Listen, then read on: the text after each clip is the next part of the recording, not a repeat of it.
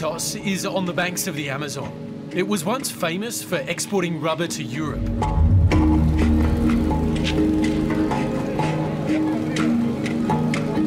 These days, it's a mecca for anyone trying to get their hands on a new it drug, a natural high known as ayahuasca.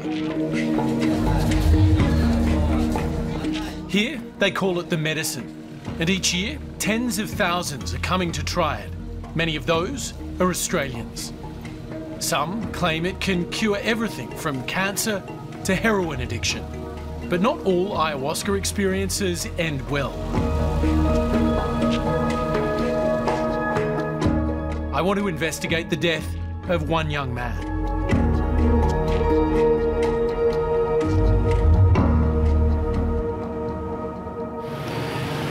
This is where Matt Dawson-Clarke's journey into the Amazon began, and it's where it ended.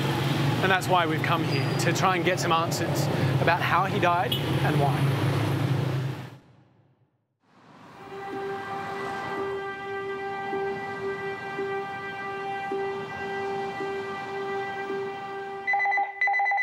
It was a Sunday afternoon. The phone was ringing, and usually I'll ignore it, but for some reason I thought, oh, I've got to get that call. Hello? It's Lindy here.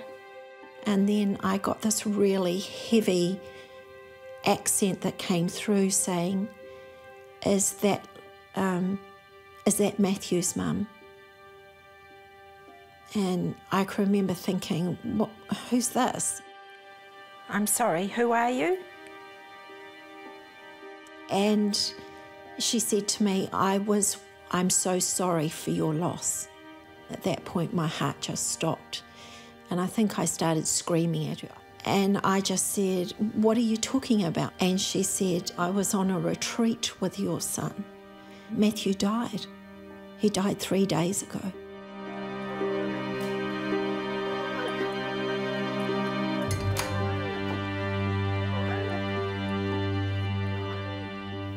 My world stopped that day. So now I had a son apparently dead. I didn't know where he was. And this is my world. You know, it doesn't happen to people like me. And it doesn't happen to my son. Like so many young people from this part of the world, Matt was living and working in London. From there, he got work on a super yacht, taking clients through the waters of the Mediterranean, all the way to the Caribbean.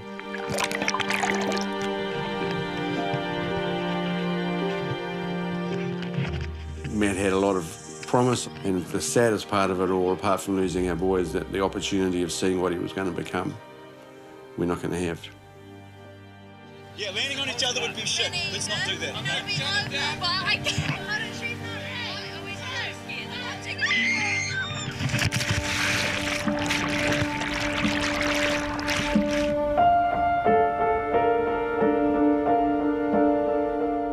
On the 6th of September 2015, Matthew Dawson-Clarke's family at home in Auckland desperately starts searching for information. They reach the tour operator in Peru, Andy Metcalf, and record the call. I want somebody to tell me where Matt is. He's currently in the morgue in Iquitos. And where? In the Iquitos morgue. To have to say goodbye to one of your kids, all you know is you want as much of them back as you can get. Can I rely on you to help us track things down so we can do the right thing for our son? This is our son. Of course, of course. Please, I beg of you, do you have anyone that can help us there find our son? It turns out Andy Metcalf had told other members of the retreat he'd broken the news to Matt's family. He told them that he had told the parents what had happened. So he lied. He never told us at all. He's acknowledged that since.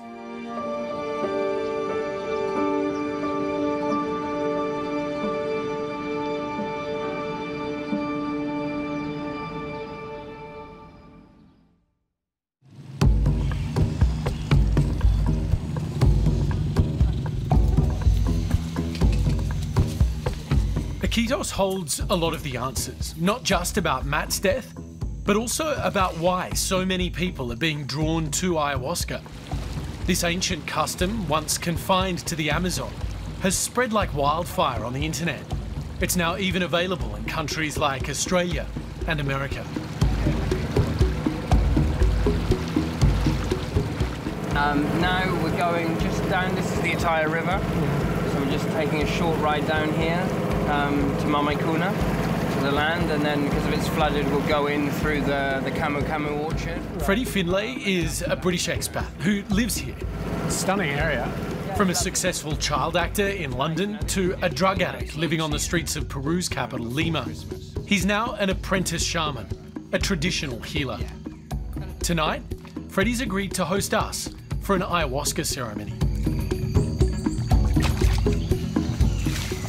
Just be careful getting off here because the floor's really slippy. Yeah. Thank you. This is Mamaikuna. Okay.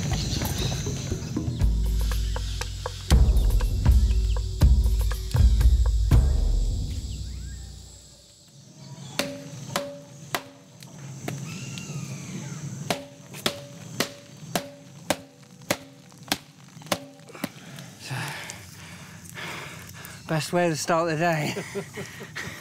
Ayahuasca only grows in the Amazon jungle, and when brewed with other plants, it's one of the most powerful hallucinogens on Earth. It's illegal in most Western countries, but not here in Peru. Each retreat has its own recipe. If you just drank this by itself, you would just purge. You know, you just vomit and go to the bathroom. But the combination of the ayahuasca and the chacruna and the other two things is what makes our medicine.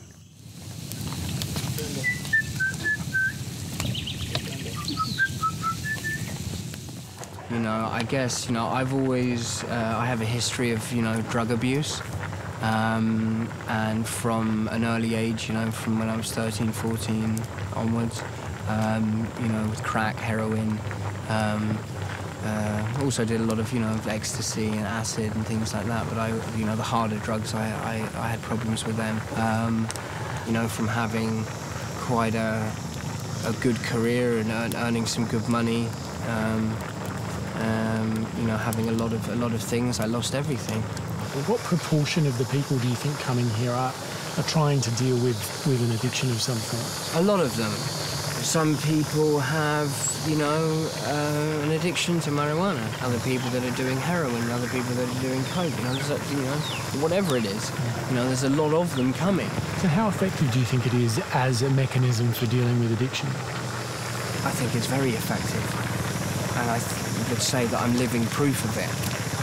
You know, because I was a mess. You know, a big mess.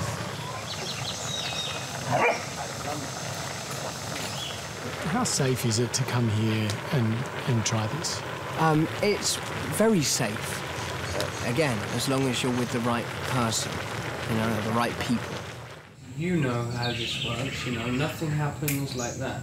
People come here to drink ayahuasca for all sorts of reasons. There are the sick and vulnerable, people with addictions, and with post-traumatic stress. I feel now like totally symmetric, and before I felt absolutely asymmetric. But there's also the younger crowd. A lot of them just come for the adventure.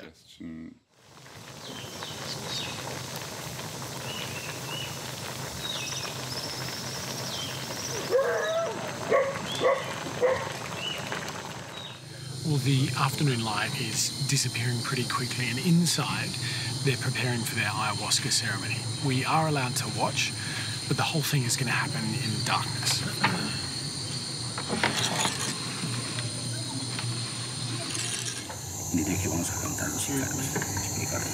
What we're going to do now, is prepare the medicine. We're going to icarar el ayahuasca. We're going to sing to the medicine.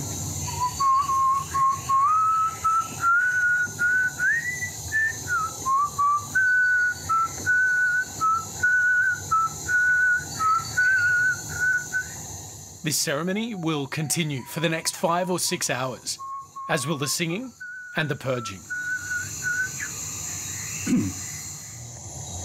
Salud. Salud, brother.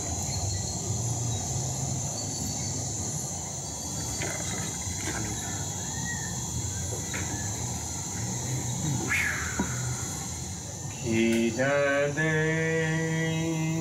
no males, quítate, no males y molestias y dolores y se sientan bien limpiados.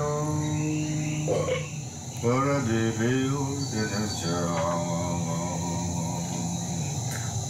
Luego de llegar, elemental de la vida, por eso llegamos aquí, para conocer la muerte.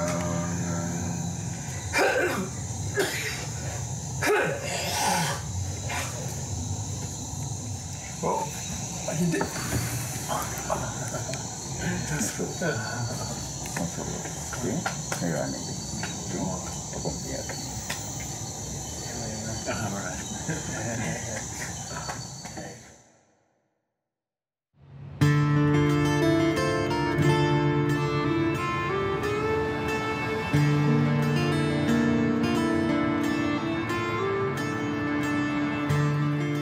I think about Matt every day, even though I don't let myself think about it very long. After Matthew Dawson-Clarke's death, his parents began contacting the other guests from the retreat to find out what happened. They reached Richard from Texas. There's not one day that has gone by that I haven't thought about him or his family and the pain that they must have been going through and are going through right now. Talking about his ayahuasca journey could cost Richard his job. So we've agreed to keep his identity and his real name secret.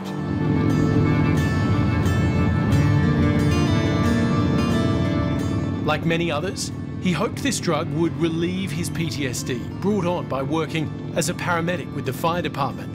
Instead, it only made things worse.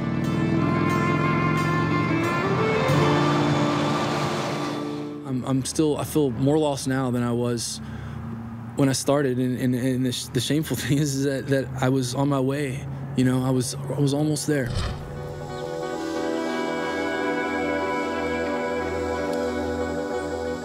Here's what we understand happened to Matt on the 3rd of September 2015. It begins the morning after a wild night of dancing around the fire. In preparation for another ayahuasca ceremony, Matthew drinks a powerful brew of tobacco tea, part of the cleansing ritual. Within 15 minutes, he feels unwell. He says he thinks he's been poisoned.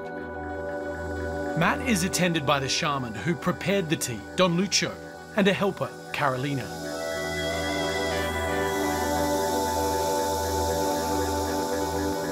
At one point during the day, they cycle Matt's legs as if to maintain circulation.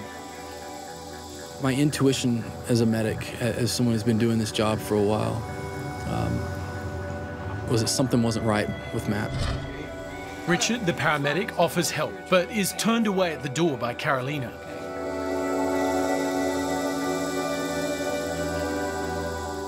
It's not until the very end of the day, at 5 p.m, when Matt goes into cardiac arrest, that Richard is finally enlisted to help. Does he have a pulse or something? Do you feel a pulse? I realized that I was the only person there that was medically trained. No one had any first aid training or CPR training at all. A frantic effort begins. CPR, a vehicle to get Matt to hospital. Deep in the Amazon, it's a dangerous and difficult journey. The vehicle gets bogged, it even tips over.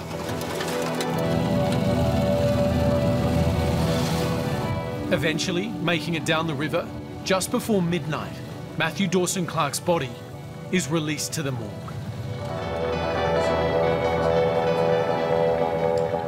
Richard is still deeply troubled by the events of that week. I mean, he's just a 24-year-old kid, for God's sake, you know. He shouldn't be dead. He went there to go better himself, to become a better person, a better human being. And I'm sorry that, you know, I couldn't, I tried, you know. Sorry. You okay? I tried so hard. I did everything in my power to save their son. And, you know, I'm sorry.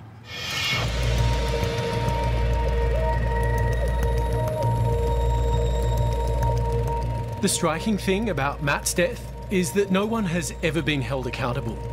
In the year and a half since, another 5 people have died in this region in connection with ayahuasca retreats. The investigation into Matt's death was closed last year, and the shaman Don Lucho is still operating Kapatari, the retreat where Matt died, and still offering that same tobacco tea. That's where I'm heading now. It's fair to say this place is remote. It's taken us 2 boat journeys to get here. A good 30 to 40 minutes walking deeper into the jungle. There is no phone reception or patchy reception and no electricity. If something goes wrong out here, you're a long way from help.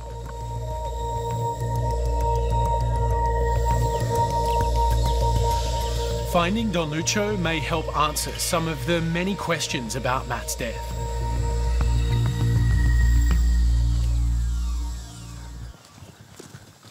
Oh, there's Kapatari. Hola. Ahí hay alguien.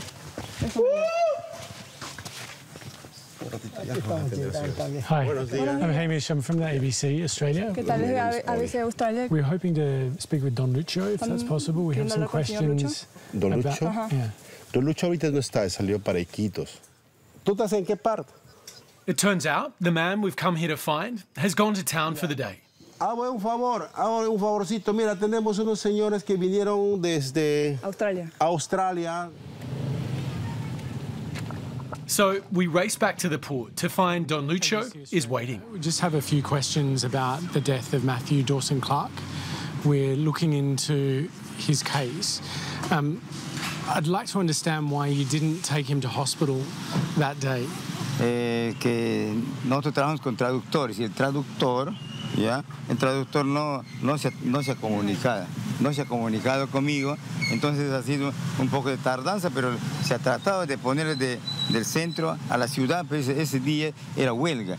But he took the tobacco tea very early in the day, and immediately he said that he thought he'd been poisoned, and it wasn't until 5 p.m. when you asked others for help.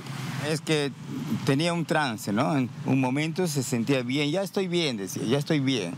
Y ya entonces, otra vez nuevamente, se sintió un poco mal. Entonces, así estaba, no estaba como algo continuo, ¿no? Si no tenía un trance, okay, it's okay. And have you got anything you want to say to Matthew Dawson-Clarke's parents? Ya, bueno, de mi parte, creo que ha sido uno, como llamamos, también puede ser la parte del destino de la persona. Se busca, puedes morirte accidentado, con un carro, con una bala.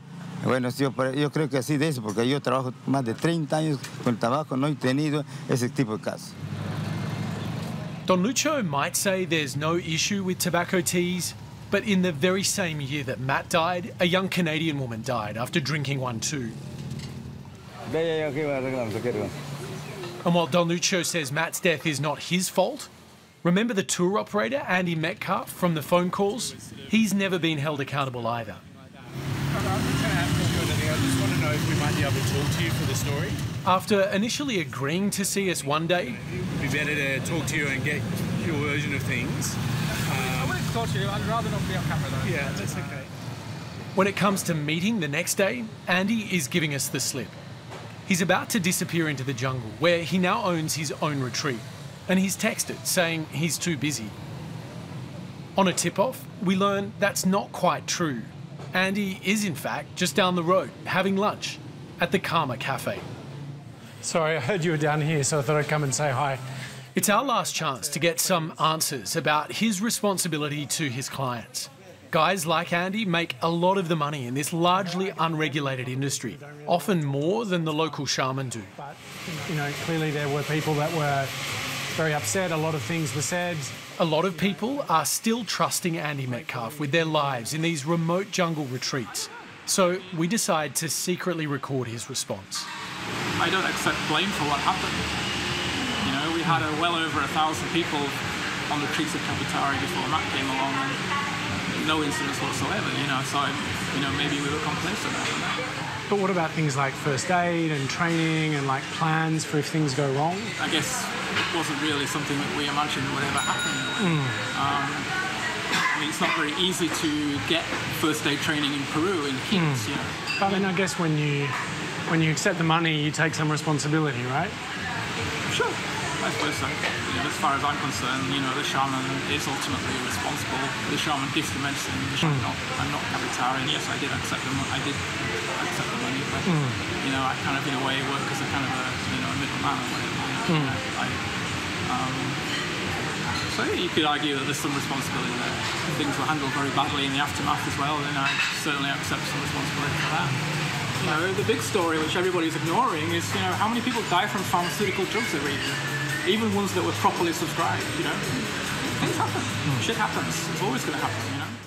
Shit happens? Well, that's not how Matt's family sees this.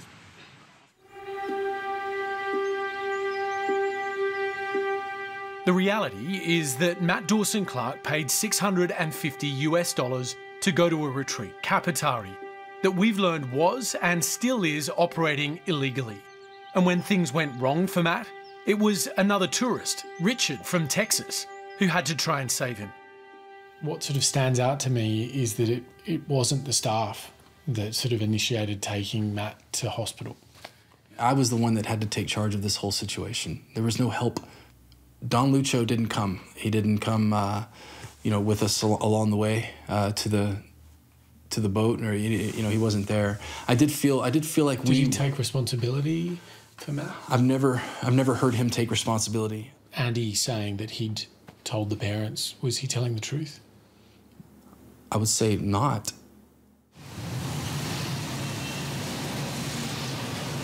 So, will anyone ever be forced to take responsibility for this death?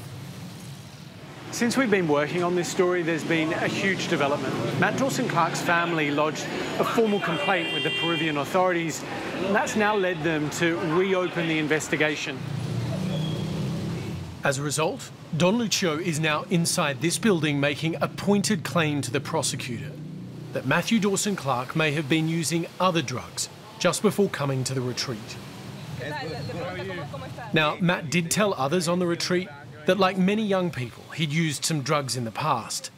But the claim made by Don Lucho is not supported by any actual evidence. Posiblemente hay que haber consumido droga y ya entonces con la planta ha habido un cruce, entonces porque la planta yo vengo trabajando más de 20 años atrás y sigo trabajando y no tengo problemas. Pues me tienen que decir ahora, tienen que decirme qué consume, qué medicina está consumiendo y qué tipo de paciente está consumiendo para poder yo entenderles a eso. Porque si no me dicen eso, es lo que ha pasado. Andy Metcalfe says that he takes no blame for what happened, that he was just a middleman. Ahora dice, ahora después que era socio, pues te digo, pero él estaba agarrando más dinero, eso yo me he percatado, pero él estaba agarrando más, posicionando más que yo. Yo que hago el trabajo, ve, yo sé quién está responsable. Andy, yo soy el único responsable. Yo soy el único que si me mata, me va a matar a mí. Si es que voy a la cárcel, yo voy a la cárcel. Eso es lo que a mí me molesta. En momentos difíciles, ahí se me voy para el otro lado. No, la cosa hay que luchar de un principio a fin. Eso me gusta a mí. Don Lucho still hasn't been charged, and convictions for ayahuasca-related deaths are very rare. So what we've got here is one of the autopsy reports that's come out of Peru. Matthew Dawson-Clarke's family has now spent a year and a half fighting for justice and fighting for answers. They're referring to the comment about stimulant drugs such as cocaine or methamphetamine. No information regarding this in the case. Neither of these drugs were detected by the post-mortem and tox analysis. The post-mortem from Peru blames pneumonia, leading to cardiac arrest for Matt's death. But in New Zealand, so far a coronial inquest remains inconclusive, and an autopsy report points to possible nicotine poisoning. Possible nicotine toxicity which fits exactly with what we believe to be the occasion that led to him being given the tobacco tea. On the accusation about Matt using drugs before he went to Kapatari, his family and the available evidence are clear. Well, Matthew wasn't a drinker. He certainly wasn't a methamphetamine addict. Our belief is pretty simple, is the rumours that were proliferating out of Peru really just were to give themselves, they thought, some breathing space, I believe, because at the end of the day, they're too easily disproved. But you do, though, that's the thing. There's a part of you that's going to be forever empty. It can't be undone. And you go through regular periods where you just actually, you just want to go and be with them. And that's often at the expense of those that are still with us while you're alive. Because it's very easy just to go, I don't want to be here anymore. It took a very long time. Lindy Dawson-Clarke even had to fight just to get Matt's belongings back home from Peru. Yes. This is my place of remembrance. What is it about the physical things, do you think? It reminds me, I mean, every day when I go walking in the morning as I'm coming down the driveway, I yell out to the universe, I have a son. His name's Matthew James Dawson-Clarke. Because people forget and their lives move on. But for me, my life stopped that day. And I have to remember that I have a son. These physical things remind me that he was my boy and he lived here and he still does live here. She wants anyone thinking about ayahuasca to know the risks. I think for me personally, it wasn't the aya that took my son. It was the tobacco purge that took my son. They need to be aware that it may not be right for everybody. And if you are a really healthy individual, what are you putting into your system? And the possibility of you dying can happen. I'm not here to tell people what to do with their lives. I'm just here to say, be aware.